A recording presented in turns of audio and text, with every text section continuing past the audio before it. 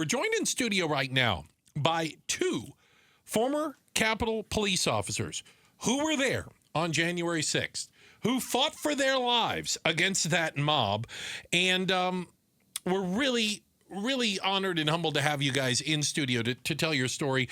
We, of course, have former Sergeant Schnell and former Officer Dunn. Both of you guys, great to have you here with us. Thanks for having us on. I got to tell you, man, it's a little surreal to be sitting right across from you guys thinking and knowing where you two were and what you went through on January 6th, because I was sitting in this seat horrified.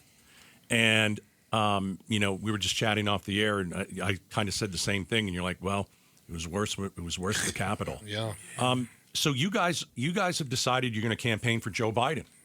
When did you guys decide? You know what? It's an election year. We've got to come out, say what we think, say what we feel, and go with Biden and not Trump because of what happened on January 6th. I didn't decide. Earlier on, I was looking for a voice, somebody to hear me out. It didn't matter to me who was the listener. The Republican Party, and especially those elected officials who I risked my life for on January 6th to protect, they chose not to listen to me. When we were testifying to the January 6th committee, they took a group of elected officials and went to the Department of Justice. Instead of listening to what we went through, to learn from that, they sided with the same people who attack us, the rioters. They turned their back on us, and yet they claim that they are the law and order party, but they are attacking us for telling the truth, telling what we went, attacking us for what we went through. Here, I don't know if you could. I'll pass it along to you. He's got a little baggie with stuff in it. Yeah. These are pieces of glasses from the tunnel entrance where I almost died. The first entrance that was breached at the Capitol on the West Front. These pieces of glasses are a reminder to you guys that what went on January 6th was dangerous. Yeah. I had my own scars. I had 2 surgeries because of what I did, trying to protect everyone in there, regardless of what their political affiliation and preference was.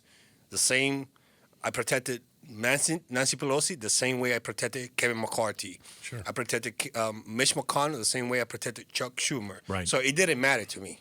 Wow. And at the end of the day, we did our job, and we kept our oath. And how you see it, that's up to you. But we were doing our job. We don't consider ourselves as heroes or villains.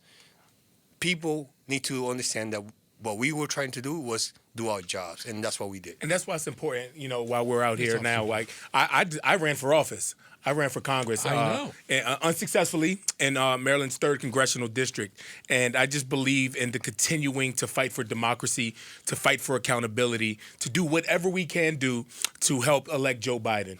We got to remember, January 6th, this is over 3 years ago. Yeah. So this isn't anything new to us. We've been pounding the pavement for this for a long time. But now that we are at an impasse right now coming up in November with the ability to elect Joe Biden or Donald Trump, the choice couldn't be more clear. Do you both feel like people have forgotten about January 6th already, that it's kind of quote-unquote old news? Obviously not to you guys. I can only imagine you relive it constantly. But that it was whitewashed. Yeah. We moved on. It's not that they have forgotten. It's that they had chosen to disregard the truth. They don't care about what happened because it was their supporters, their people, like-minded people who did those attacks. So they were okay with it. So they're okay with it. Donald Trump is running on January 6th issues too. Let's be clear about that. It's not just Joe Biden or anything or Democrats. Donald Trump is running with the promises to pardon all the people. He calls them the hostages. The hostages. Yeah. So the people that attacked you. But that's the thing. Let me ask you guys that question. Let me address the hostage thing. Yeah. If those people are hostages, as he says, if they are patriots or political prisoners, who are we, the officers? Right. Who were attacked. Yeah. Who were attacked by his supporters. Mm-hmm. Who are we to those people, to Republican elected officials, who has sided and continue to espouse the same rhetorics unlike Joe Biden is not telling anybody, hey, I'm going to pardon you Right. if you elect me. And that's the difference.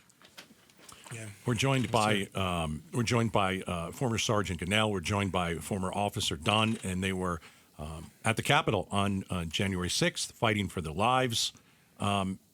Sergeant Schnell, you were injured. You barely survived. How did that happen? Where were you, and how did you get hurt? I was stationed at the east front of the Capitol, near that's the side where the Supreme Court was. Right. Once I learned about the call for help, an urgent call, saying, send all you got to the west front, I self-deployed myself to that area. And by the time I got to inaugural stage, most of the officers who were already on the ground, they were getting their ass whooped. They were beaten. They were pushed. They were taking their equipment away from them. And that was not Black Lives Matter doing that. No. That was Donald Trump supporters. That was not Antifa. And because of the things that I did on that day, if you look at the footages from the West Front, you can probably see me. I'm one of the few officers who had a round shield that day. I sustained multiple injuries on my hands, on my left shoulder, when a mob member tried to drag me into the crowd, into the mob, just like they did to Michael Fanone. My right foot was injured, and I had two surgeries on the left, one on the left shoulder and one on the right shoulder, right foot. That was done by Trump supporters, the same people who claim to be on the side of the law and order, the rule of law, and supporting the police. And as they were beating me up, they was telling me, I'm doing this for you, as if I want them to attack me, and attacking me with the American flag still attached to the flagpoles. Officer Dunn, we got a minute before we need to break. Sure. When you went home that night on January 6th, what was that like? What were you thinking? What were your emotions? So I had two thoughts during the day while it was going on. Is this really happening? And two, how is this going to end? Finally, once it was over, a lot of officers got the opportunity to talk amongst each other. Hey, you guys all right? Everybody safe? You okay? And we just sat there kind of alone with our thoughts. And I drove home with those thoughts, alone with my thoughts. And it just took me a while to process everything that happened. I'm a bourbon drinker. So I opened a bottle of bourbon, and I had some bourbon, and I took a shower. I don't remember falling asleep, but I remember going back to work literally a few hours later. Oh, gosh. So.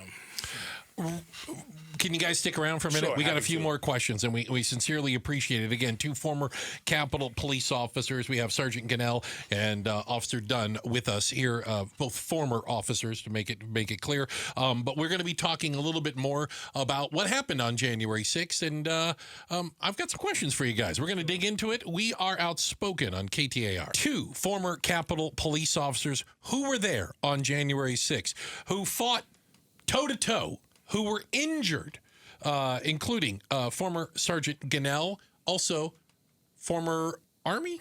Yes. Thank you for your service. Iraq, as well. correct? Yeah. Yeah. I went to Iraq in 2004. Right. And did a 1-year sting over there. And as an immigrant deciding to not only join the military, but then join the police department, it says a lot about your character, sir, I promise you. And former Officer Dunn is with us as well.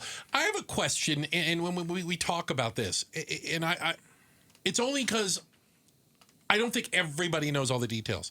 Were you guys prepared for what was going to happen? Was there an inkling that this was going to happen? So, and I'm not trying to play Monday morning quarterback, but it may be like, we thought it was going to happen, but we didn't think it was going to happen like this. Like, help me understand. So at the Capitol, I think it's safe to say over my career, 15 plus years, I saw or worked at over 1,000 protests. Sure. Peaceful protests, whatever. Almost every day somebody's almost protesting every day, around there, right? And Some probably large, even more some than that. small. Probably even more than that. Yeah. And we had a lot of training at the Capitol Police. We got trained on how to use a fire extinguisher properly. Okay. But we never had insurrection training, right? So a lot of the stuff that you saw that the officers did that day was their survival skills kicking in, and everybody fighting for one another. And the ultimate goal at the end of the day was, hey, let's make sure we all get home to our families and to our loved ones. Right. When you talked about the preparations and stuff like that, it's clear that we weren't prepared. It's clear. Now, it also shows that there were some failures in intelligence and somebody along the line dropped the ball.